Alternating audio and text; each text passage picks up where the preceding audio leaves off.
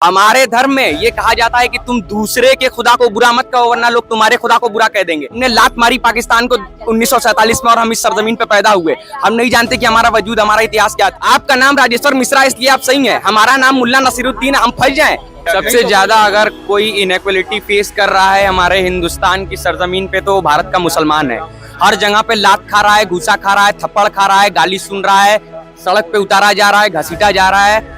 इतनी ज्यादा इनइक्वालिटी हम लोग के साथ यहाँ पे हो रही है कि नरसिंहानंद, उसका तो नाम भी मैं लेना नहीं चाह रहा हूँ लेकिन लेना पड़ रहा है। जिस तरह की टिप्पणी उसने हमारे पैगंबर मोहम्मद सल्लल्लाहु अलैहि वसल्लम पे किया वो काबिले बर्दाश्त नहीं है और इस पे सख्त से सख्त कार्रवाई होनी चाहिए। क्यों? क्योंकि फ्रीडम ऑफ स्पीच जो जिसके दायरे में उसने ये बात की वो उसका पूरे के पूरे तरीके से गलत इस्तेमाल कर रहा है। इक्वलिटी पे समझ लीजिए खड़ा होके जो है उस पे पेशाब करने का काम कर रहा है भारत की जो इक्वालिटी है और एक तबके को नीचा दिखाने का। हमने लात मारी पाकिस्तान को 1947 में और हम इस सरजमीन पे पैदा हुए। हम नहीं जानते कि हमारा वजूद, हमारा इतिहास क्या था। हम यहाँ पैदा हुए हैं, यहाँ की सरजमीन पे हमारा जो हम बड़े हुए हैं तो हम जान रहे हैं कि हमें यहाँ कैसे रहना है। हमारे धर्म में ये कहा जाता है कि तुम दूसरे के खुदा को बुरा मत कहो वरना लोग तुम्हारे खुदा को बुरा कह देंगे। आप बताइए कौन से धर्म में ऐसा लिखा है या फिर कौन, अगर किसी की बात आप कर लें, भगवान प्रभु श्री रामचंद्र की अगर बात कर लें तो उनका राज ऐसा था कि उनके राज में कुत्ता भी भूखा नहीं सोता था।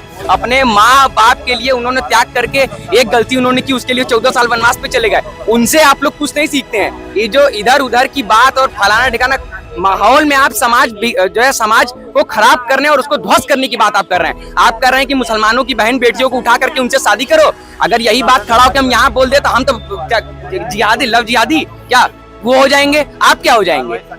आपका नाम राजेश्वर मिश्रा इसलिए आप सही हैं, हमारा नाम मुल्ला नसीरुद्दीन, हम फंस जाएं।